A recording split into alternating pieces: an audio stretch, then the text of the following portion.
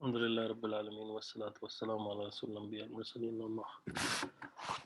اللهم ربنا آتنا في الدنيا حسنة وفي الآخرة حسنة وقنا عذاب النار اللهم لا تزغ قلوبنا بعد إذ هديتنا وهب لنا من لدنك رحمة إنك أنت الوهاب۔ حیات الصحابہ میں والیوم 3 پیج نمبر 328 کے اوپر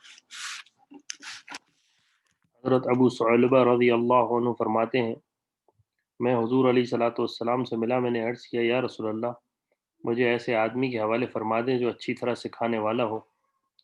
آپ نے مجھے حضرت ابو عبیدہ بن جراح رضی اللہ عنہ کے حوالے فرما دیا اور ارشاد فرمایا، میں نے تمہیں ایسے آدمی کے حوالے فرمایا جو تمہیں اچھی طرح تعلیم دے گا اور اچھے ادب سکھائے گا۔ باب ہے علم کو قابل اعتماد اہل علم سے حاصل کرنا، اور جب علم نہ اہلوں کے پاس ہوگا تو علم کا کیا حال ہوگا۔ یعنی علم کو قابل اعتماد اہل علم سے حاصل کرنا، اور جب علم نہ اہلوں کے پاس ہوگا تو علم کا کیا حال ہوگا۔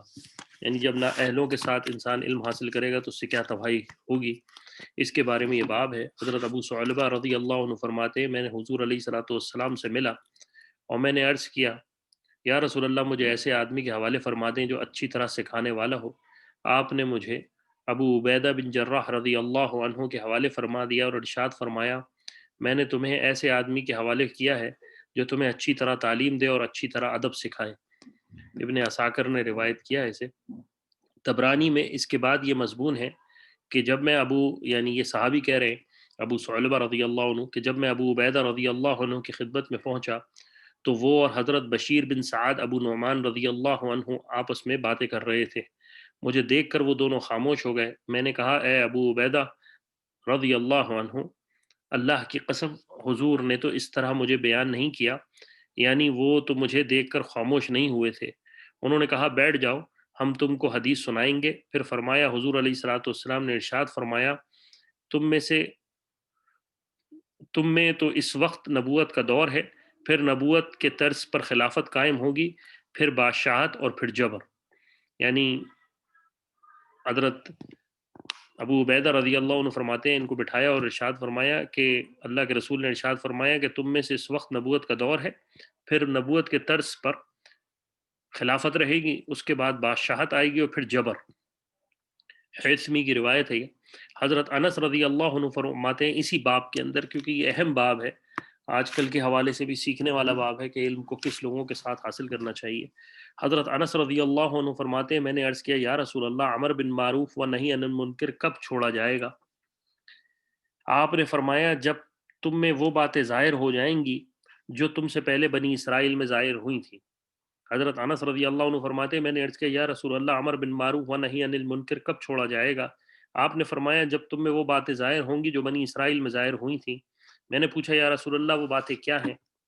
آپ نے فرمایا، جب تمہارے نیک اور بہترین لوگ آدمیوں میں سستی اور تمہارے برے لوگوں میں بے حیائی ظاہر ہو جائے، اور بادشاہت تمہارے چھوٹوں میں اور دینی علم تمہارے کمینوں میں منتقل ہو جائے۔ یعنی کس قدر سخت بات آپ علیہ الصلوۃ والسلام نے کی ہے کہ آپ علیہ الصلوۃ والسلام نے فرمایا کہ حضرت انس رضی اللہ عنہ فرماتے ہیں، میں نے عرض کیا، یا رسول اللہ، امن بن معروف و نہی عن المنکر، یعنی اچھائی کا حکم کرنا، برائی سے روکنا کب چھوڑا جائے گا؟ آپ نے فرمایا، جب تم میں وہ باتیں ظاہر ہو جائیں گی جو بنی اسرائیل میں ظاہر ہوئیں۔ میں نے پوچھا، یا رسول اللہ، وہ باتیں کیا ہیں؟ آپ نے فرمایا، جب تمہارے نیک اور بہترین لوگوں آدمیوں میں سستی اور تمہارے برے لوگوں میں بے حیائی ظاہر ہو جائے گی، اور بادشاہت تمہارے چھوٹوں میں یعنی کم عمر لوگوں اور اور دینی علم تمہارے کمینوں میں منتقل ہو جائے گا۔ ابن عساکر کی روایت ہے، اللہ تعالیٰ محفوظ رکھے۔ حضرت ابو امیہ حجمی جمعی حجمی رضی اللہ عنہ فرماتے ہیں، حضور علیہ الصلوۃ والسلام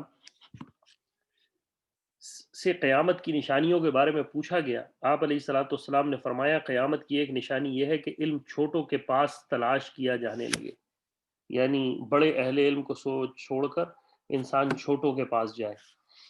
حضرت عبداللہ بن عکیم رحمہ اللہ علیہ کہتے ہیں، حضرت عمر رضی اللہ عنہ فرماتے تھے، غور سے سنو، سب سے سچی بات اللہ کی بات ہے، اور سب سے اچھا طریقہ حضرت محمد علیہ الصلوۃ والسلام کا ہے، اور سب سے برے کام وہ ہیں جو نئے ایجاد کیے جائیں۔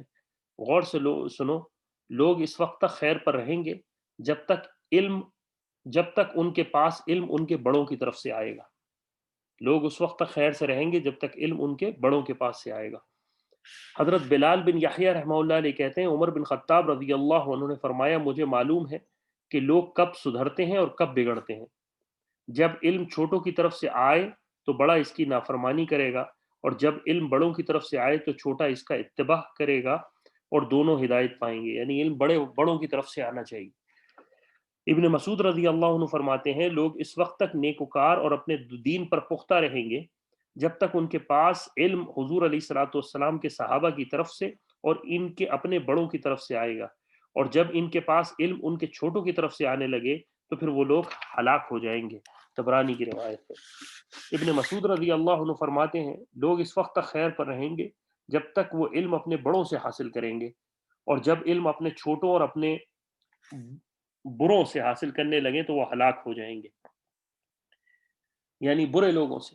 ابن مسعود رضی اللہ عنہ فرماتے ہیں تم اس وقت تک خیر پر رہو گے جب تک علم تمہارے بڑوں میں رہے گا، اور جب علم تمہارے چھوٹوں میں آ جائے گا تو چھوٹے بڑوں کو بیوقوف بنائیں گے. حضرت معاویہ رضی اللہ عنہ فرماتے ہیں سب سے گمراہ کرنے والا انسان وہ ہے جو قرآن پڑھے اور اس کے معنی اور مطلب کو نہ سمجھے، پھر وہ بچے، غلام، عورت اور باندی کو سکھائے، پھر یہ سب مل کر قرآن کے ذریعے علم والوں سے جھگڑا کریں. آج یہی حال ہو رہا ہے، آپ دیکھ لیں. حضرت معاویہ رضی اللہ عنہ فرماتے ہیں سب سے زیادہ گمراہ انسان وہ ہے جو قرآن پڑھے اور اس کے معنی اور مطلب کو نہ سمجھے، پھر وہ بچے، غلام اور عورت اور باندی کو سکھائے، اور پھر یہ سب مل کر قرآن کے ذریعے علم والوں سے جھگڑا کریں، یعنی علم والوں سے بحث کریں. حضرت ابو حازم رحمہ اللہ علیہ کہتے ہیں عمر بن خطاب رضی اللہ عنہ نے فرمایا اس امت پر مجھے کسی مومن کی طرف سے کوئی خطرہ نہیں، کیونکہ اسے اس کا ایمان برے کام سے روک لے گا، اور اس فاسق کی طرف سے بھی کوئی خطرہ نہیں جس کا فاسق ہونا واضح اور کھلا ہو. مجھے تو اس امت پر اس آدمی کی طرف سے خطرہ ہے جس نے قرآن تو پڑھا لیکن زبان سے اچھی طرح پڑھ کر وہ صحیح رستے سے پھسل گیا، یعنی زبان سے پڑھنے کو وہی اصل سمجھ لیا، اور قرآن کی صحیح تفسیر چھوڑ کر اس نے اپنی طرف سے اس کا مطلب بنا لیا. اللہ اکبر. ابن عبد البر کی روایت. حضرت عقبہ بن عامر رضی اللہ عنہ انتقال کا وقت قریب آیا تو انہوں نے فرمایا میرے بیٹوں میں تمہیں 3 باتوں سے روکتا ہوں، انہیں اچھی طرح یاد رکھنا. حضور کی طرف سے حدیث صرف معتبر اور قابل اعتماد آدمی ہی سے لینا، کسی اور سے نہ لینا. قرضے کی عادت نہ بنا لینا، یعنی قرضہ مت لینا. چاہے تمہیں چگا پہن کر گزارا کرنا پڑے، اور اشعار لکھنے میں نہ لگ جانا، ورنہ ان میں تمہارے دل ایسے مشغول ہو جائیں گے کہ وہ قرآن سے رہ جائیں گے. یعنی 3 وصیتیں کی آپ رضی اللہ عنہ نے اپنے بیٹوں کو. سب سے پہلے حدیث کسی معتبر شخص سے لینا، یعنی جس کا علمی اعتبار بھی ہو. دوسرا قرضہ نہ لینا، چاہے تمہیں کسی بھی حال میں چوغا پہن کر ہی گزارا کرنا پڑے، یعنی اپنے حال میں.